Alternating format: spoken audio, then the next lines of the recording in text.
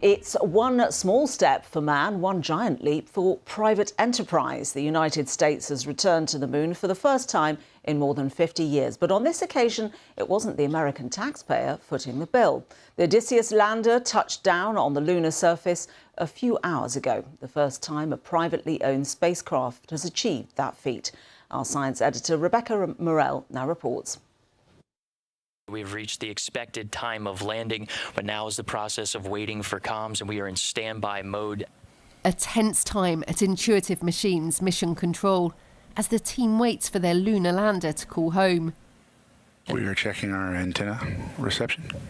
Still nothing as the minutes pass, but then, finally, a faint signal.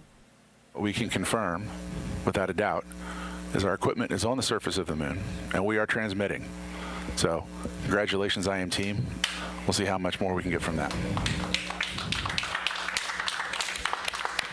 Congratulations to everyone involved in this great and daring quest at Intuitive Machines, SpaceX, and right here at NASA. What a triumph. This feat is a giant leap forward for all of humanity. The Intuitive Machines team now needs to check the condition of the spacecraft and the status of what's on board. NASA has paid the company to carry 6 of its scientific instruments.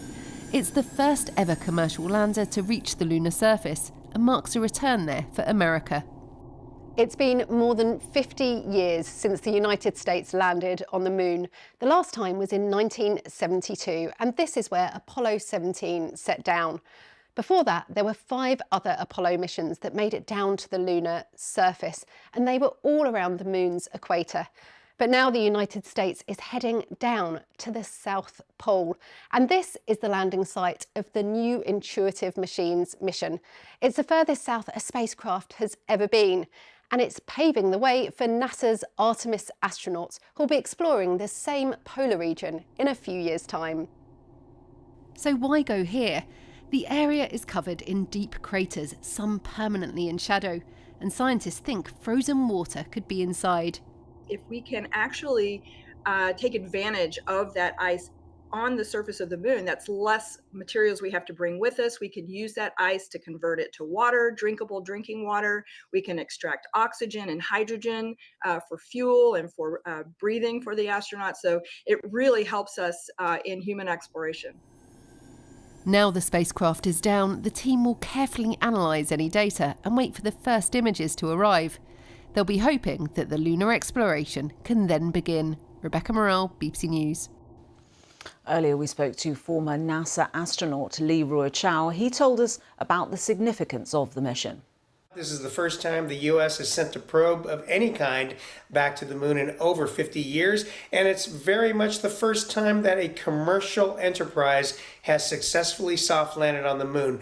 Recently, there have been a few attempts that have failed, even some nations have failed, and so this is a big, big deal. This is a natural evolution. You know, governments started the space programs and developed the technologies to enable everything that has been done so far. And now the commercial side is coming up, taking advantage of those technological advances and then furthering them and finding business cases to continue moving forward. So not at all unlike other industries like the airline industry, for example, or any other number of technology examples.